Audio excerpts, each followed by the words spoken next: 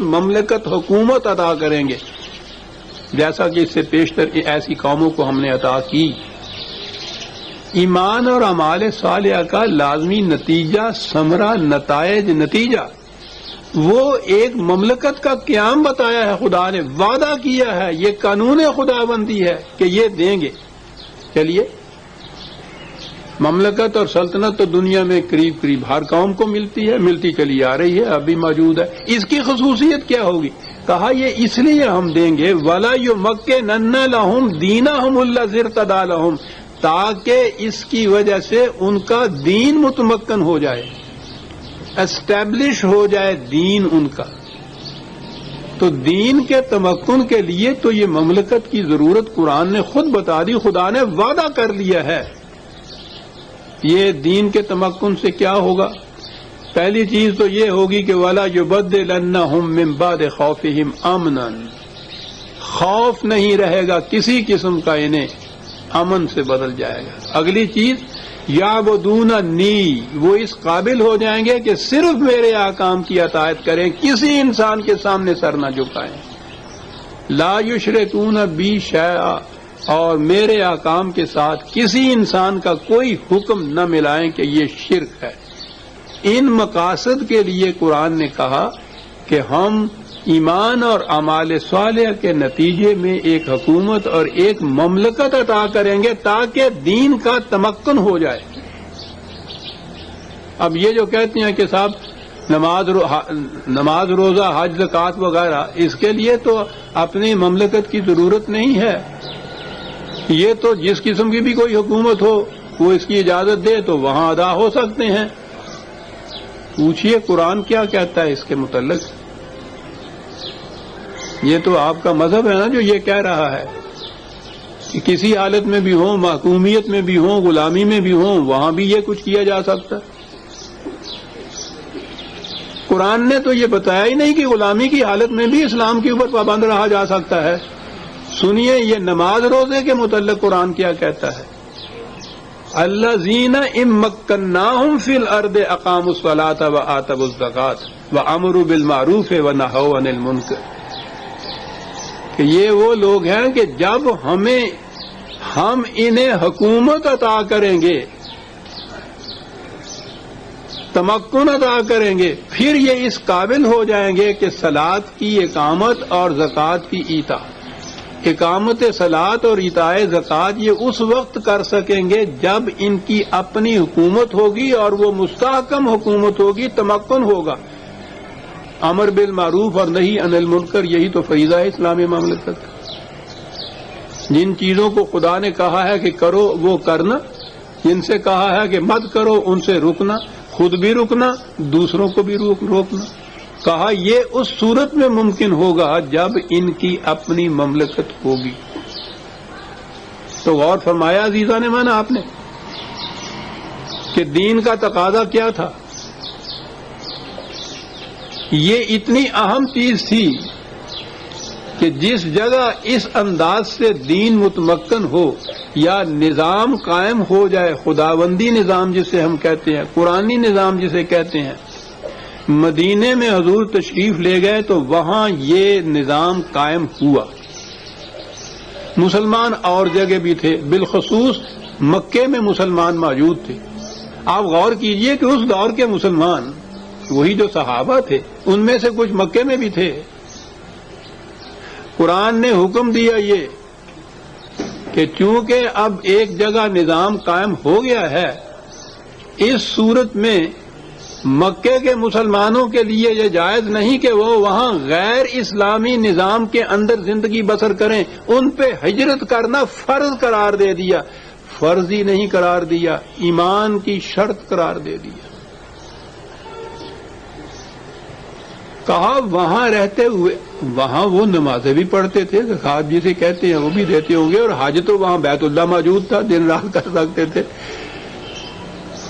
وہاں کے مسلمانوں سے کہا گیا کہ تم اس صورت میں دین کے پیرا ہو سکتے ہو کہ جہاں دین کا نظام قائم ہو گیا ہے، ہجرت کر کے سب کچھ چھوڑ کے وہاں آؤ، اگر نہیں آؤ گے تو تمہارا شمار ایمان والوں میں نہیں ہو سکتا۔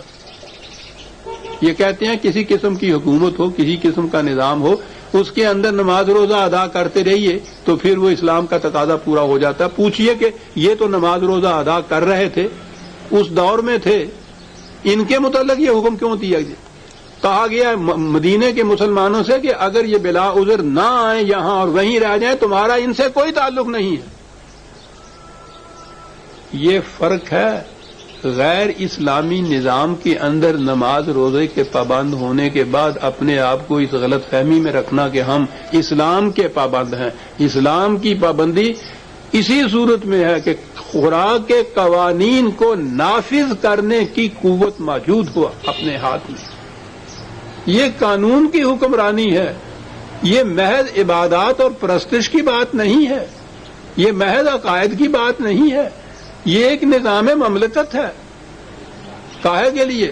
تاکہ دنیا میں انسان کسی انسان کا غلام اور محکوم نہ رہے، صرف خدا کے احکام کا محکوم رہے، اور اس کے لیے ظاہر ہے کہ حکومت کی قوت اور اقتدار کی ضرورت ہوگی۔ یہ تھی عزیزان ایمان ساری لڑائی۔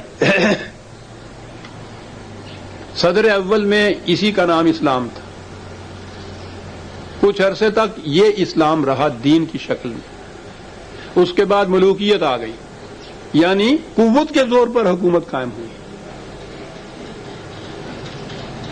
ایمان اور اعمال صالحہ کے نتیجے میں نہیں، امت کے مشورے سے نہیں، قوت کے زور پر وہ قائم ہوئی۔ سیکولرزم آ گئی، یعنی سیاست آ گئی بادشاہوں کے ہاتھ میں، سلاطین کے ہاتھ میں، اور وہ جسے اب مذہب کہا جاتا ہے نا، نماز روزہ حج زکوٰۃ طلاق نکاح، یہ سارے مسائل جو تھے انہوں نے دے دیے علماء کے ہاتھ میں۔ یہ ڈوئلزم، یہ سنویت جو تھی اس دور میں یہ آئی، مذہب الگ ہو گیا، اسلام، مملکت اور سلطنت الگ ہو گئی، اور یہ چیز 1000 برس سے چلی آ رہی تھی۔ ساری دنیا میں یہی انداز تھا اسلام کا اور مسلمانوں کا، اور یہ دین نہیں تھا۔ ہماری خوش بختی تھی کہ ہمارے دور میں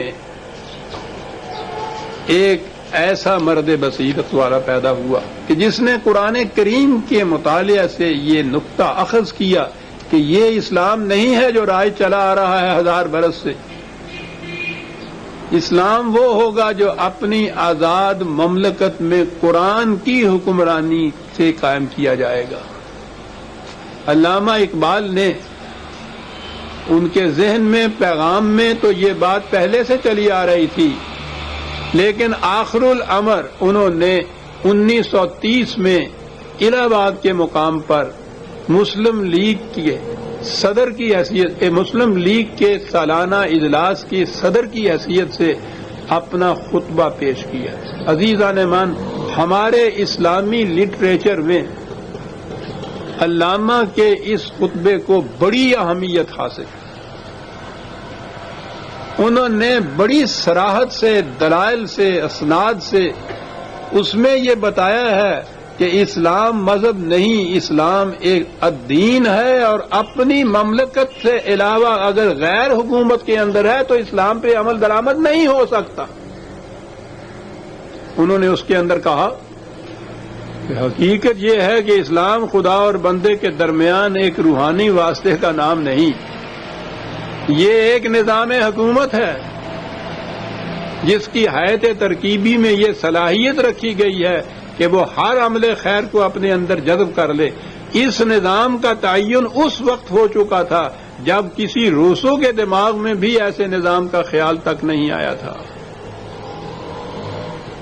اور اس کے بعد انہوں نے یہ کہا کہ ہندوستان دنیا بھر میں بہت بڑا اسلامی ملک ہے، اس ملک میں اسلام بحیثیت ایک تمدنی قوت کی اسی صورت میں زندہ رہ سکتا ہے کہ اسے ایک مخصوص علاقے میں مرکوز کر دیا جائے۔